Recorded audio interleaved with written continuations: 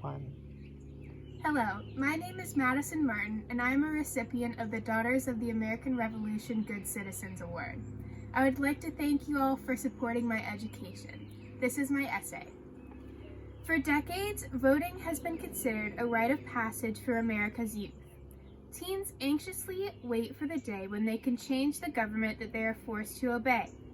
They see voting as the only way to voice their disapproval of the leaders of their state and country.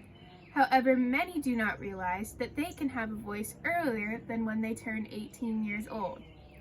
Teenagers do not have to remain silent during the essential years of forming their beliefs and passions.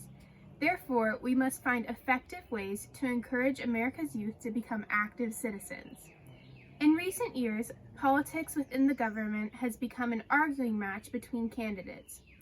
No longer do people engage in positive public discourse or talk about compromise. Instead, parties are torn and political debates have become a source of entertainment rather than informative because of aggressive name-calling and blame games involved. In order to become the generation that fixes this destructive behavior, youth must first become educated in public discourse.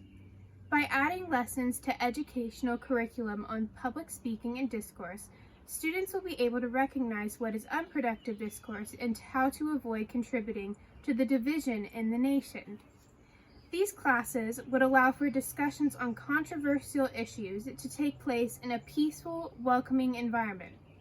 As a result, students will not only be trained to be active citizens, but they will be able to find issues that they are passionate about. Additionally, political discussions need to become more prevalent within households. Many teenagers are uneducated on pressing issues in America. Generally, a basic definition of the two opposing viewpoints is given without expressing the other solutions to the problem or the consequences of putting laws into place.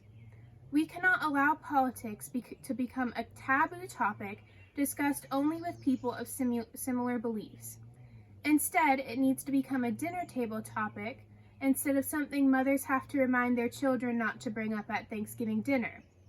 When people fully understand the possible solutions and consequences to problems, they discover which ones they're passionate about.